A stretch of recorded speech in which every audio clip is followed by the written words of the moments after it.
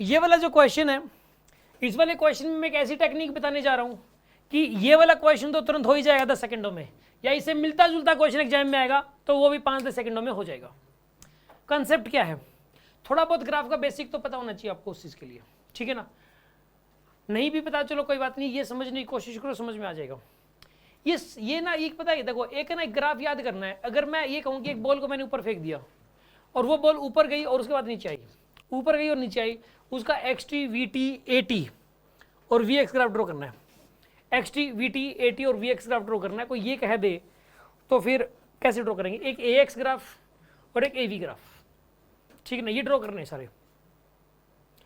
Question में क्या है, मोशन कैसे हो रही है, एक बॉल है ऊपर फेंकी, ऊपर जाके वो नीचे आई है, उसका एक्स टी ग्राफ कैसा बनेगा, वी टी ग्राफ कैसा बनेगा, ए टी ग्राफ कैसा बनेगा, वी एक्स ग्राफ कैसा बनेगा, ये आपको ड्रॉ करने आने चाहिए।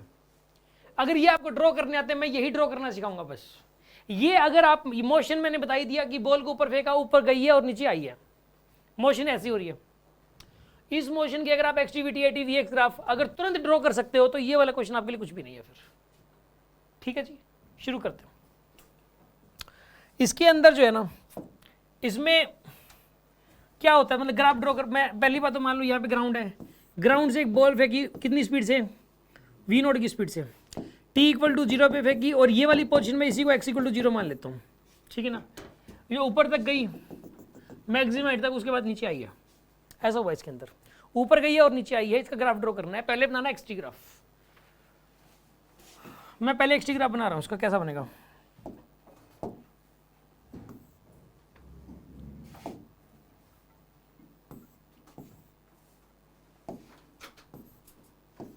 X T graph. T equal to 0 पे कहां पर थी वो, एक्स इक्वल टू 0 पे थी, ठीक है ना। फिर डिस्टेंस क्या होती जा रही है, बढ़ती जा रही है, मैक्सिमम कितनी हो जाएगी, यू स्क्वायर बाय 2g। लेकिन एक बात बताओ, एक्स टी ग्राफ का स्लोप क्या देता है, वेलोसिटी। एक्स टी ग्राफ का स्लोप क्या देगा, वेलोसिटी खुद क्या हो रही है, घट रही है, वेलोसिटी खुद घट रही है, मतलब स्लोप घटेगा। इसका स्लोप बढ़ेगा और स्लोप घटेगा तो, और यहाँ पे यानी कि अगर स्लोप जो है ना और वेलोसिटी जो है ना, इसके अंदर एक्स ऊपर जाएगा, ग्राफ तो ऊपर जाएगा क्योंकि एक्स तो बढ़ेगा, ग्राफ तो ऊपर जाएगा क्योंकि एक्स बढ़ेगा तो ग्राफ तो ऊपर जाना है, लेकिन वो स्लोप घटता हुआ होगा, तो स्लोप घटता हुआ ऐसा ही बनता है ग्राफ उसका, तो यही बन सकता है और कोई तरीका नहीं होता, ठीक है ना। 7 ग्राफ होते हैं टोटल, इसका स्लोप 0 होता है, इसका स्लोप पॉजिटिव कांस्टेंट, इसका स्लोप पॉजिटिव इंक्रीजिंग, इसका पॉजिटिव डिक्रीजिंग, इसका होता है नेगेटिव डिक्रीजिंग, इसका होता है नेगेटिव कांस्टेंट, इसका होता है नेगेटिव इंक्रीजिंग, ठीक है। ये 7 करो बताई जाती है ग्राफ के अंदर। ये थोड़ी बहुत अगर आपको पता है तो ये वाला क्वेश्चन समझ में आ जाएगा, ये नहीं पता तो जब ग्राफ आप सीखेंगे तो समझ में आ जाएगा। इसका स्लोप होता है, कैसा होता है इसका, पॉजिटिव डिक्रीजिंग, इसका होता है पॉजिटिव कांस्टेंट, इसका होता है पॉजिटिव इंक्रीजिंग, इसका होता है 0, इसका होता है नेगेटिव इंक्रीजिंग, इसका होता है नेगेटिव कांस्टेंट होता है, और इसका होता है नेगेटिव डिक्रीजिंग होता है। ये 7 कर्व आपको पता होनी चाहिए, बेसिक कर्व है, फिजिक्स में बार बार यूज होते हैं 7 कर्व। अब इसका पॉजिटिव डिक्रीजिंग ये आएगा क्योंकि ना स्पीड घट रही है और इसका स्लोप स्पीड देता है तो स्लोप घटेगा। एक्स टी ग्राफ तो ये बन गया। हाँ जी,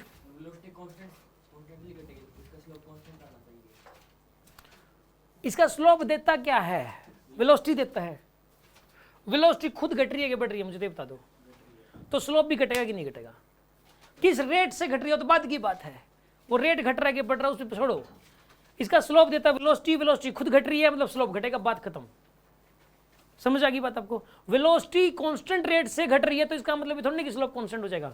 वेलोसिटी का रेट क्यों देख रहे हो, क्योंकि स्लोप जो है इसका एक्स टी ग्राफ का स्लोप वो वेलोसिटी का रेट नहीं देता, वेलोसिटी देता है, और वेलोसिटी खुद घट रही है तो स्लोप घटेगा, बात खत्म। आगे बात समझ में आपको, इसका एक्स टी ग्राफ ऐसा ही होता है। और वैसे एक्सेलरेशन कांस्टेंट हो ना तो एक्स टी ग्राफ कभी स्ट्रेट लाइन आ ही नहीं सकता, अब ऐसा ही कर्व पाथ होता है उसका, क्योंकि ना मैं बताता हूँ एक्सेलरेशन जब कांस्टेंट होता है, सेकंड इक्वेशन लगाओ, s is directly proportional to T square.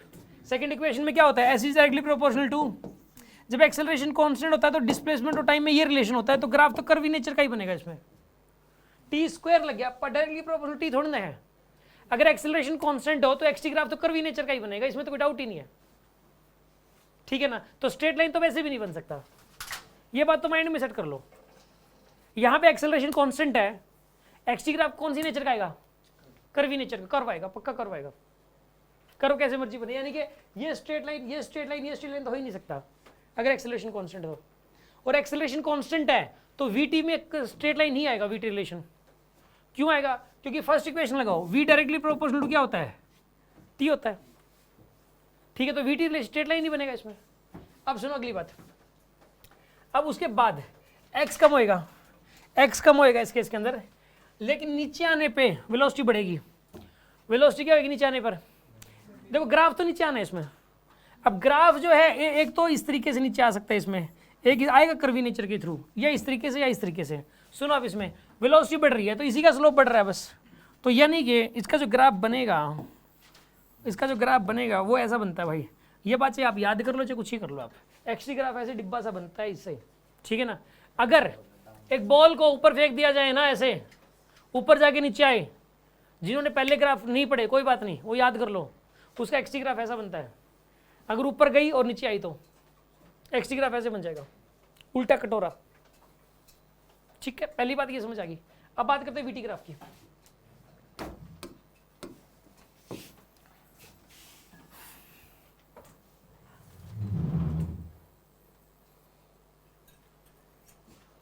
ये एक्स ग्राफ तो हो गया यार।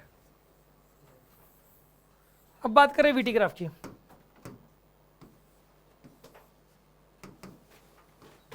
वी टी वेलोसिटी शुरू में क्या थी? वी नोट थी प्लस वी नोट थी, फिर बाद में क्या हो जाएगी? वेलोसिटी करते करते जीरो। और यार स्ट्रेट लाइन पाथ ही बनेगा इसमें यार, स्ट्रेट बनेगा, क्योंकि वी डायरेक्टली फर्स्ट इक्वेशन के अकॉर्डिंग वी टी ग्राफ का स्लोप एक्सेलरेशन देता है, एक्सेलरेशन जो है इसका कांस्टेंट रहता है जी के बराबर, ये वजह भी है। और बाद में हो जानी है माइनस वी नोट, क्योंकि ऊपर की तरफ पॉजिटिव ले रहे हो तो नीचे की तरफ क्या लेना पड़ेगा आपको? ग्राफ ड्रॉ करते वक्त तो लेना ही पड़ेगा, ठीक है ना। ग्राफ में साइन का माइनस वी नोट लेना पड़ेगा। और इसका जो ग्राफ बनेगा वो बनेगा भाई, अब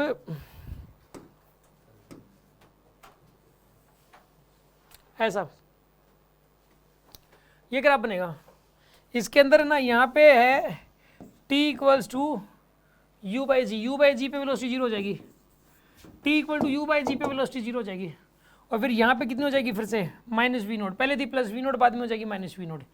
वेलोसिटी घट रही है, फिर नेगेटिव में चली गई, नेगेटिव में बढ़ते बढ़ते वी नोट होगी वापस, ठीक है ना। वीटी ग्राफ ऐसा बनता है। और इसका स्लोप देख लो, हर जगह माइनस जी के बराबर आएगा। इसका स्लोप हर जगह किसके बराबर आएगा? यहाँ यहाँ यहाँ यहाँ पे यहाँ पे यहाँ पे हर जगह सेम है, माइनस जी के बराबर इसका स्लोप, ठीक है ना। तो अगर कोई बॉल ऊपर गई, ऊपर जाके नीचे आई, तो स्लोप जो ये आता है, ग्राफ ऐसा आता है वीटी ग्राफ। हाँ जी, समझ में आ गया आपको? ऊपर जाके बॉल नीचे आई तो वीटी ग्राफ ऐसा बनेगा। इसको याद कर लो या समझ के याद कर लो, जैसे मर्जी करना कर लो। एटी ग्राफ, एटी ग्राफ की बात करते हैं अभी हम लोग।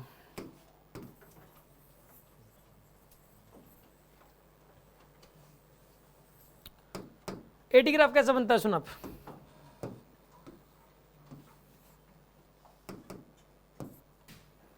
यहाँ पे ए, यहाँ पे टी, स्लोप हो जाएगा इसमें एक्सेलरेशन हो जाएगा माइनस जी के बराबर, यहाँ पे माइनस जी, बस कांस्टेंट रहेगा एक्सेलरेशन, ठीक है ना। ऐसा ग्राफ बनता है,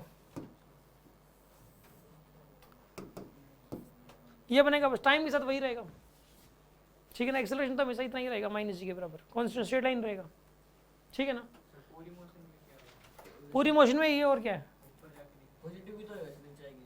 एक्सेलरेशन हमेशा नीचे ही रहेगा, चाहे बॉल ऊपर जाए चाहे नीचे आए, एक्सेलरेशन तो नीचे ही रहेगा, माइनस जी ही रहेगा, माइनस जी जे कैप नीचे की तरफ ही रहेगा। एक्सेलरेशन कभी ऊपर की तरफ होता ही नहीं। जब एक्सेलरेशन की बात हो रही है तो आप वेलोसिटी क्यों देख रहे हो उस टाइम, ठीक है। क्या सीधी सी बात है, एक्सटी ग्राफ जो होता है ना, बॉल ऊपर गई, ऊपर जाके नीचे आई, इसका एक्सटी ग्राफ होता है उल्टा कटोरा, वीटी ग्राफ ऐसा होता है, एटी ग्राफ ऐसे होता है, सीधी सी बात है ये। मैं तो कई बार कर चुका हूँ तो मेरे को टिप्स भी हो रखे हैं, ठीक है। वी एक्स ग्राफ कैसा होता है?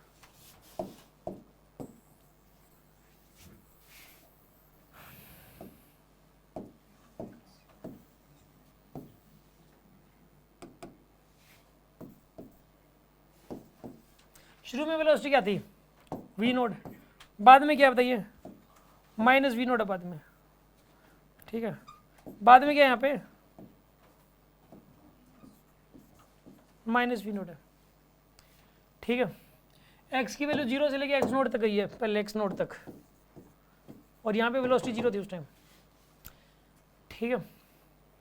उस टाइम यहाँ वेलोसिटी जीरो थी, एक और यहाँ से पास करेगा ग्राफ, क्योंकि वेलोसिटी जीरो थी, एक्सेलरेशन एक्स की वैल्यू एक्स नोट थी यहाँ पे, और यहाँ पे वेलोसिटी थी वी नोट और एक्स की वैल्यू जीरो थी उस टाइम।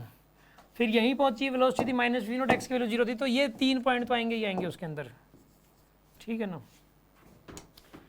ये ना मतलब इसको समझाया जा सकता है लेकिन ज़रूरत नहीं है इसके अंदर, या फिर मैं एक तरीके से समझा देता हूँ। यार आप मुझे एक बात बताओ, इक्वेशन क्या होती है? V square is equals to U square, शुरुआत में जी अपोजिट था ना वेलोसिटी के, तो माइनस का 2g s, यही होगा यहाँ पे, ठीक है ना। तो यहाँ पे ऐसा कर सकते हो, v directly proportional to minus X है यहाँ पे, V square directly proportional to minus X. इसका जो ग्राफ है ना, अगर किसी मैथमेटिशियन से ड्रॉ कराओगे, देखो इसका जो ग्राफ बनता है मैं आपको बताता हूँ। देखो y directly proportional to X square हो तो इसका ग्राफ बनता है ऐसा, ठीक है, पैराबोला बनता है। मैथमेटिक्स के थ्रू रहने दो आप इसको, मैथमेटिक्स ज़्यादा कंफ्यूज हो जाओगे आप। इसका जो ग्राफ बनता है यार, देखो कर्वी नेचर का बनेगा ना, कैसा ग्राफ बनेगा? कर्वी नेचर का बनेगा, क्योंकि ये कुछ उससे मैच करता हुआ है कि नहीं है, जैसे y directly proportional to X square, तो कर्वी नेचर का ऐसा पैराबोला ही बनता है इसमें, ठीक है ना। इसका जो ग्राफ है वो जो याद ही कर लो आप, ऐसा बनता है ग्राफ, ठीक है। या फिर इसको प्रॉपर तरीके से ही करना चाह रहे हो तो इसका स्लोप क्या होगा बताइए? यहाँ पे dv बाय dx, इसको dt से डिवाइड कर दो ऊपर नीचे, dv बाय dt अपॉन में dx बाय dt, तो ये हो जाएगा a, ये क्या हो जाएगा? v, यानी कि dv बाई dx जो है ना वो a बाई v का, dv by dx a by v का रेशियो देता है हमेशा ही। dv बाई dx जो है ना वो हमेशा एक्सेलरेशन और वेलोसिटी का रेशियो देता है हमेशा ही। तो यहाँ से लेके यहाँ एक्सेलरेशन तो क्या है? कांस्टेंट है। स्पीड क्या हो रही है? स्पीड तो डिक्रीज हो रही है, ये कांस्टेंट है, ये डिक्रीज हो रही है, तो ओवरऑल इंक्रीज होगा। तो पहले तो स्लोप बढ़ेगा, स्लोप बढ़ेगा इसका, तो यहाँ पे ना स्लोप इसका बढ़ता हुआ है, देखो आप। फिर उसके बाद बताइए क्या हो रहा है? स्पीड क्या हो रही है? इंक्रीज हो रही है, और एक्सेलरेशन क्या है? कांस्टेंट, यानी स्लोप क्या करेगा इसके अंदर? डिक्रीज करेगा इसके अंदर, ठीक है ना। तो यहाँ से लेके इधर जाने पे, मतलब इधर जा रहा है ना अगर आप ऐसे, ठीक है, तो ये वाला एंगल देखोगे, ये वाला एंगल देखोगे आप, क्योंकि इधर जा रहा है इसलिए। इधर जा रहा होता तो इधर वाला देखते, इधर जा रहा है तो इधर वाला देखोगे आप, इसका स्लोप डिक्रीज हो रहा है, मैग्नीट्यूड। एनीवे इसका जो ना कटोरे को एक्सटी ग्राफ तो उल्टा कटोरा रखा था, इसमें कटोरे को उठा के ऐसे कर दो बस, ठीक है कटोरा ही वीएक्स ग्राफ, वीएक्स ग्राफ में कटोरा ही बनेगा। क्या कह रहे हो? बना दिया डिस्टेंस टाइम, तो उल्टा कटोरा नहीं था डिस्टेंस टाइम, तो एक्सटी ग्राफ एक ही बात है, डिस्टेंस टाइम और पोजीशन टाइम एक ही है, वही था, एक्सटी ग्राफ ही था। उसको पोजीशन टाइम बोल दो, पोजीशन इज लाइक डिस्प्लेसमेंट, वो डिस्प्लेसमेंट टाइम बोल दो चाहे पोजीशन टाइम बोल दो, एक ही मतलब। अच्छा डिस्टेंस टाइम कह रहे हो, डिस्टेंस टाइम ग्राफ कैसा बनेगा सुनो आप। फिर पहले अभी बताता हूँ डिस्टेंस टाइम भी, पहले ए एक्स ग्राफ बनाते हैं हम लोग। ए एक्स ग्राफ की जरूरत पड़ जाए तो इसमें सुन लो, ए एक्स ग्राफ कैसा बनता है?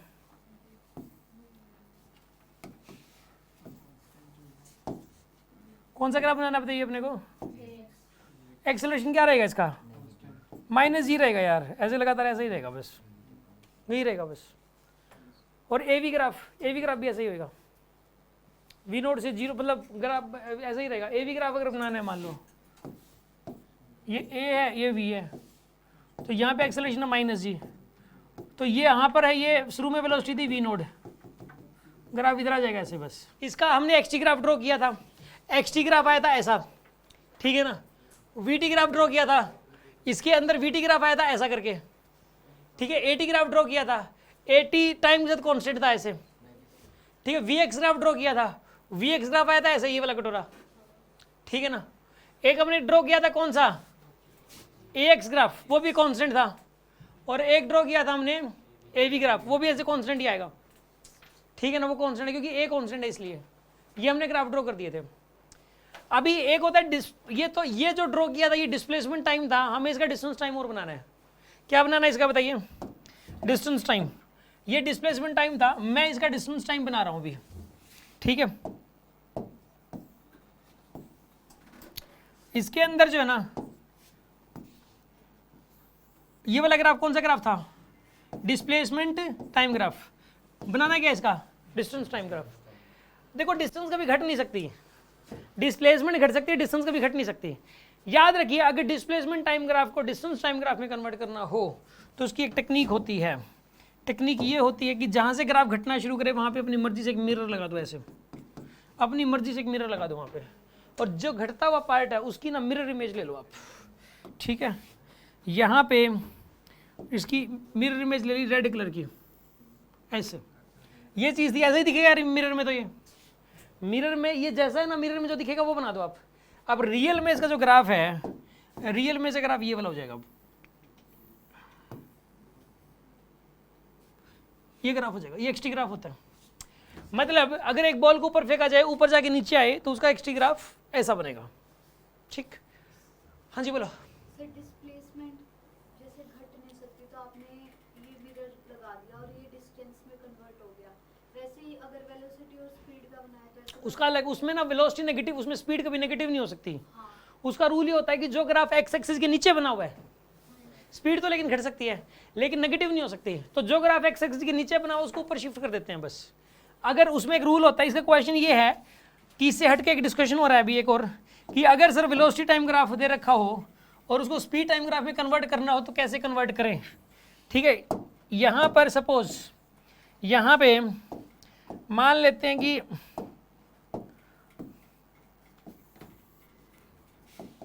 यहाँ पे ग्राफ वी टी ग्राफ है, ये वाला वी टी ग्राफ है, ऐसा दे रखा है आपको, ये वी टी ग्राफ दिया हुआ है।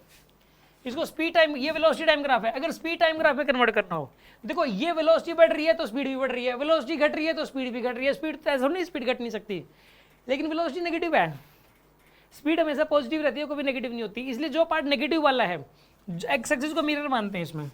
इसमें हम लोग किसको मिरर मानेंगे बताइए, एक्स एक्सिस को। इसमें एक्स एक्सिस को इसको मिरर मानेंगे, ऐसे ऐसे इसको मिरर मानेंगे और इसको शिफ्ट कर देंगे ऊपर, इस वाले पार्ट को ऊपर शिफ्ट कर देंगे। रेड कलर से शिफ्ट कर रहा हूं मैं,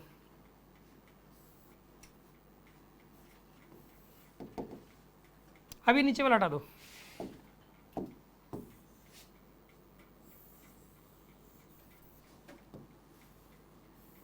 मिरर भी हटा दो।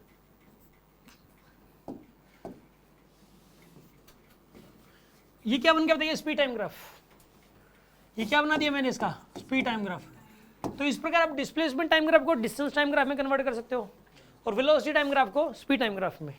अच्छा अब सुनो अगली बात, ये क्वेश्चन था हमारा। अब मुद्दे की बात पे आते हैं। अब ये वाला कटोरा मैंने देखा ना, जब वेलोसिटी वर्सेस एक्स ग्राफ, ये वाला कटोरा सिर्फ तभी बनता है जब बॉल ऊपर जाके नीचे आई हो, ठीक है। ये वाली बात मतलब माइंड में सेट है पहले से।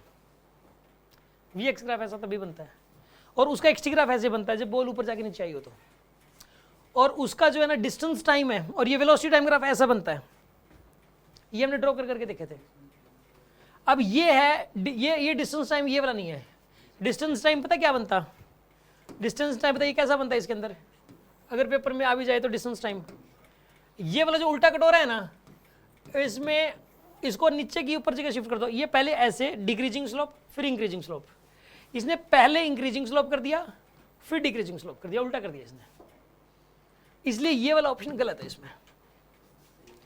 लेकिन एक बात बताएं आपको, ये वाला क्वेश्चन 10 सेकंडों में या 15 सेकंडों में वही बच्चा कर सकता है जिसको पहले से एक बॉल को ऊपर गई और नीचे आई, उसके सारे 6 के 6 ग्राफ्स उसने ड्रॉ कर करके देख रखे होंगे 2-3 बार, तो जल्दी हो जाएगा। अदरवाइज इसको करने में फिर टाइम लगेगा, गलती भी हो सकती है।